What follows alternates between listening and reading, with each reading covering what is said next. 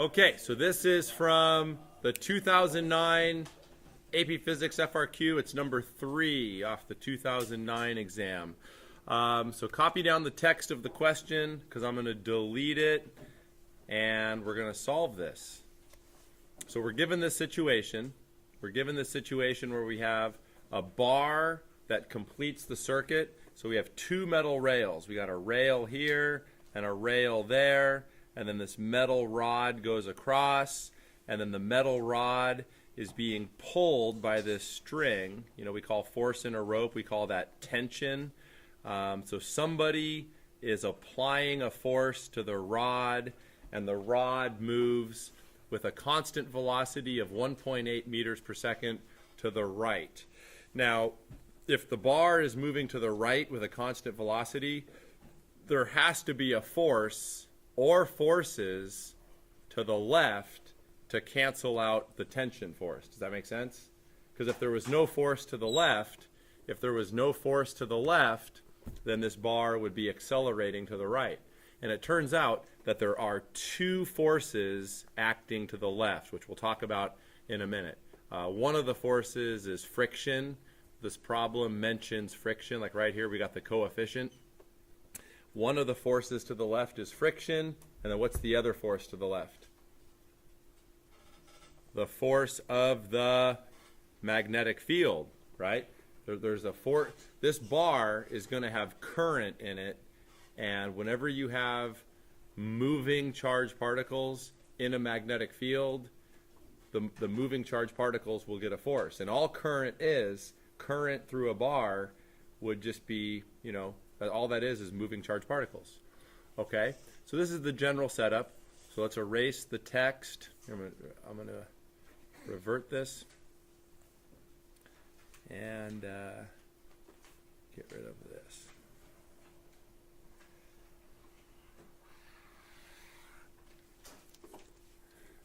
Okay, so we'll blow this up bigger.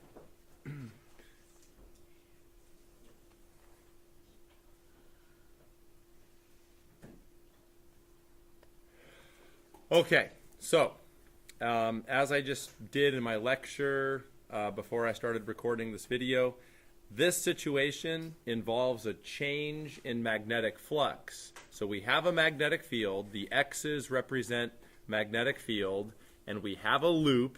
The loop is this being completed by this metal rod. So if you look at the flux equation is BA cosine theta. What is causing the flux to change in this situation? It's the area.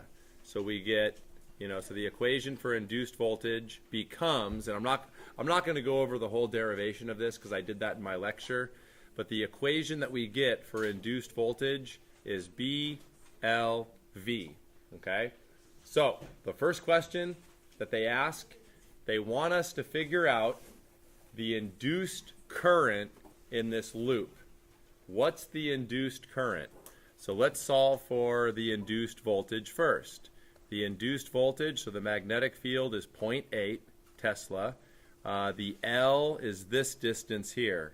It's the length of the bar, and we don't care about that and that because that's outside the loop. We only care about the segment of the rod that's part of the loop. So that's going to be 0.52. L is 0.52 meters. And then the velocity is this, the 1.8. 1.8 meter per second. So this gives us an induced voltage of 0.7488 volts. Now, once we have the induced voltage, how do we get the induced current? With Ohm's law. So I is going to be voltage over resistance. So we go 0.7488 volts. The resistance is over here. It's 3 ohms. So this gives us an induced current of 0.2496. And for the answer, you could just round that to 0.25. But hey, we're going to be using this again. So in general, you don't want to use rounded numbers in future calculations. So for right now, we'll just say 0.25, but I'm going to use this number again later. Okay, any questions with this? Now, which way is this induced current going to be? To figure out the direction of the induced current, I'll show you two ways to figure it out, guys. There's two ways to figure it out. The first way is Lenz's law. Lenz's law says that the induced current creates a magnetic field opposite the change of flux. When this bar slides to the right, what's happening to the area here? The area is getting larger. Is that letting more magnetic field into the loop or less? More. So for this situation, the change in the magnetic flux is in. Okay, so the change of the magnetic flux is in. So what does Lenz's law say about that? Lenz's law says, okay, the change of flux is in. The induced current will make a magnetic field that is out. So you got to do right-hand rule number 2. And, a great thing to do is have a loop. Like here's a loop right here. So look, the change of the induced current makes a magnetic field that's out. So which way is my thumb pointing when I do right-hand rule number 2 to the loop? Counterclockwise. So the induced current is going to be going up the bar that way. That's the induced current. Okay, in fact, let me take this off. The induced current is going to be this way. Now look, what's another way you could have figured the current out here? Another way that you could have figured out the current is with right-hand rule number 1. Just look, which way is the magnetic field going? In. Which way is the bar moving? To the right. Which way is the palm of my hand? Up. And that's for positive charges, right? Even though positive charges don't really move, that's how we define current motion. If you look at a positive charge inside this metal rod, which way would that positive charge be forced? As the bar slides to the right, you're using right-hand rule number 1. Magnetic field is going in. The motion is to the right. Which way is the palm of my hand facing? Up. So the positive charges in this bar are going to be forced up, and that's the direction of the current. So you could have done it with right-hand rule number 1 as well. Okay, so we've answered the first question. Now, second question. Calculate the magnitude of the force required to pull the rod to the right with a constant speed. All right, so we're going to start by doing a free body diagram for the rod. So let's look at the rod. So here's our rod right here. What are the forces that are acting on this rod?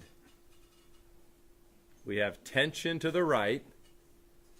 The problem mentions friction, so which way is friction going to be? To the left, opposite motion. And by the way, friction is mu times normal force, right? That's one of the equations from first semester. Now, there's a third force here. The third force is the force of the magnetic field on the bar, right? Remember this equation? F equals Bil, B-I-L. That's the equation for force of a magnetic field on a bar. We have current in this bar, right? There's current running through that bar. The magnetic field is going to exert a force on the bar. Which way is the force of the magnetic field on the bar? You got to do right-hand rule number 1. So you put your 4 fingers in the direction of the magnetic field. Current's going up the bar. Which way is the palm of my hand? To the left. So we have force of magnetic field this way. Like that. Okay? So it's B-I-L. What has to be true? When you sum the forces, you're going to go T to the right minus Bil to the left minus friction to the left. Sum of the forces must equal what? MA, but what's the acceleration here? 0. So we have everything. So tension is going to be equal to friction, mu Fn, plus BIL, which is force of magnetic field on a bar. Okay, the coefficient is 0.2. Hey, dude, what's the normal force going to be? Just mg, right?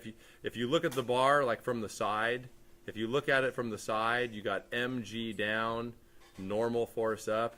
So that's just going to be mg, and then plus, oops, I was putting numbers in here. So normal force is mg, the mass of the bar is 0.22, gravity is 10, right? mg is normal force, and then plus Bill, 0.8. Okay, current. We solved for that in part A. Use the non-rounded current, 0.24, what was it? 96? 0.2496. That's the unrounded current, and then times the length, 0.52. This gives us a tension of 0.54. That's the answer to part B. That one's kind of a tough one, right? But remember, you get partial credit, guys. You get probably most kids did this. Probably most kids, when they took this test, just set these two equal. Would you get partial credit for that if you forgot Bill? Yeah, you'd still get partial credit. That's the nice thing with the FRQ. Okay, third question. Calculate the energy dissipated in the resistor in 2 seconds. So how do we find the energy dissipated in the resistor? So there's power equations for circuitry, right? One of the power equations, so we're now on part C. One of the power equations is I squared R, right? So what's the current through that resistor?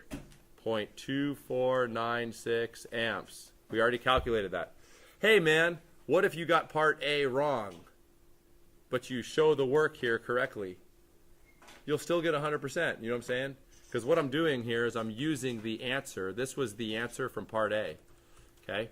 The resistance is 3, so make sure you show your work. Okay, so this power comes out as 0.187 watts. Now, how do we find out how much energy is used in 2 seconds? Well, power is energy per time. That's the basic definition of power. So what's energy going to be? Power multiplied by time, right? And a watt is a joule per second.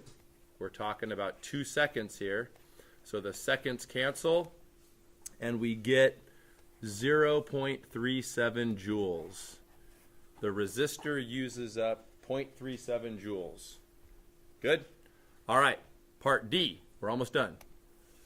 Part D, what's the work done by the tension? Part D says, what's the work done by this, the force pull in the string? So what's the basic work equation? Force times displacement, but we're looking for the work done by tension. So that's going to be tension times displacement. Oop, hold on, real quick. So this is, what was the tension? 0.54. Hey man, what's the delta X? Well, 1.8 meter per second for 2 seconds. How far does it go? 3.6 meters, right? So the work done by the tension is 1.9 joules. And then the answer to part E, they're not the same because friction is present. That's why C and D are not the same.